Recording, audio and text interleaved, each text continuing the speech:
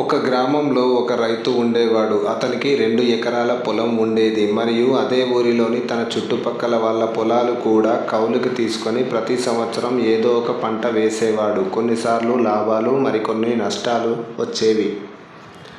అలాగే ప్రతి సంవత్సరం లాగానే ఈ సంవత్సరం కూడా ఏదైనా పంట వేయాలి అని ఆలోచించి చివరగా టమాటా పంట వేయాలి అని నిర్ణయించుకున్నాడు. తన 2 ఎకరాలతో పాటు ఇంకో 10 ఎకరాలు కౌలుకి తీసుకొని టమాటా పంట వేశాడు.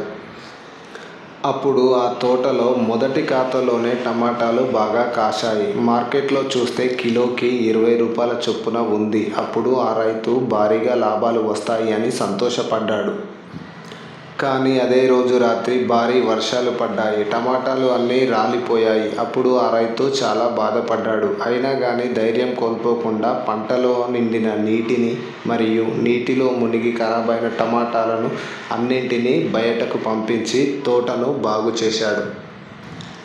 తరువాత కొన్ని రోజులకు మరలా తోటలోని చెట్లకు భారీగా టమాటాలు కాశాయి. అప్పుడు మార్కెట్లో టమాటా ధర కిలో 100 రూపాయలుగా ఉంది. అప్పుడు తోటలోని టమాటాలను అన్నింటినీ కోసి మార్కెట్కు తీసుకువెళ్ళాడు.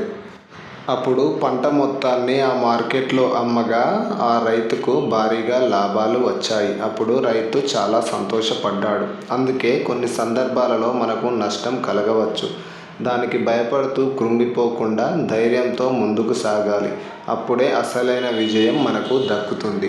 ఇంకా మన ఛానల్ని ఎవరైనా సబ్స్క్రైబ్ చేసుకోకపోతే వెంటనే మన ఛానల్ని సబ్స్క్రైబ్ చేసి నాకు సపోర్ట్గా నిలవండి. Thank you.